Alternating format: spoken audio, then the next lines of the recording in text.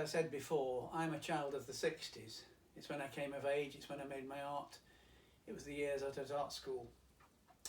When did the 1960s begin? Well, for me they began in 1963, which coincidentally was the year that Philip Larkin, the poet, said that sexual intercourse began up between the end of the Chatterley ban and the Beatles' first LP. How did he know that's when we started it all? Anyway, he did. But the 60s progressed, and by 1970 I was leaving art school in June that year, and it was also the year of the general election, which took place on June the 18th.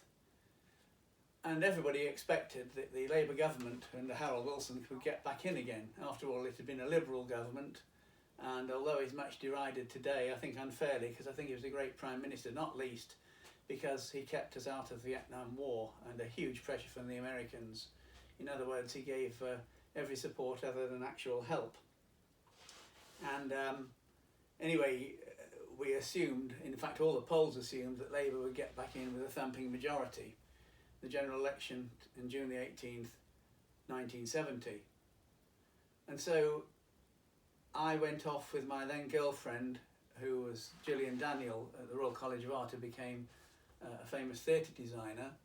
We went off to cast our votes in Chelsea, and because I live near there, and then walked off down the King's Road, and we went in a place called the Chelsea Drugstore, and we had a drink, and afterwards we went to a little cafe around the corner, a little restaurant, and we had a bottle of wine and looked forward to going back to the flat to watch the election results coming in. And as we were eating, this record came on.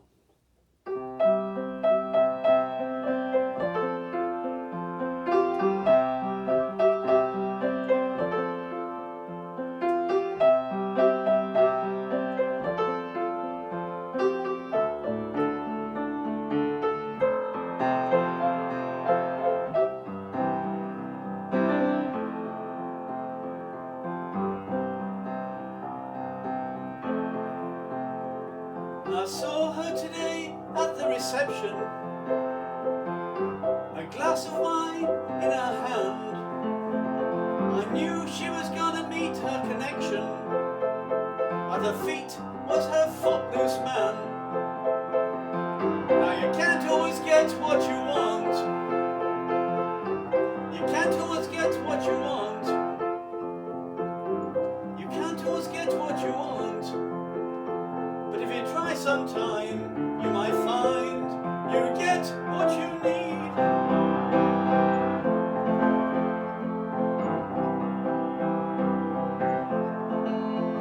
Now I went down to the Chelsea drugstore to get your prescription filled.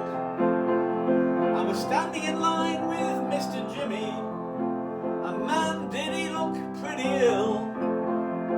We decided we would have a soda, my favourite flavour, cherry red.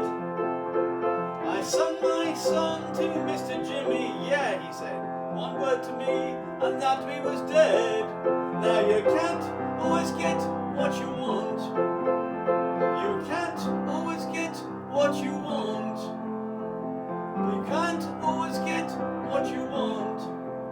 But if you try sometime, you just might find you get what you need. Anyway, we paid up and left, walked off down the King's Road to the flat, switched on the TV to watch the results coming in.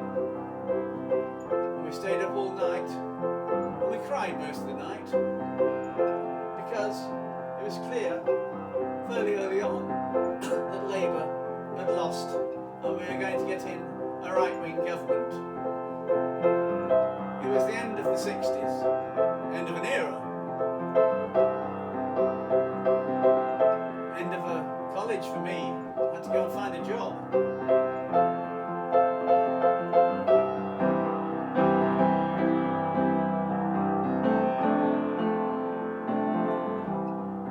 As for the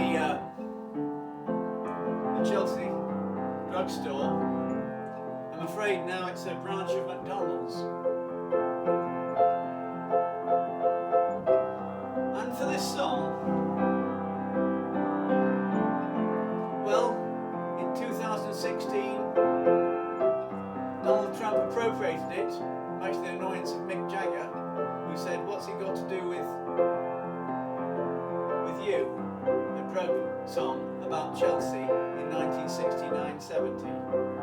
But Donald Trump appropriated it because he wanted it. It's what he needed. And in 2020, this year, he's going to use it again. He got what he needed.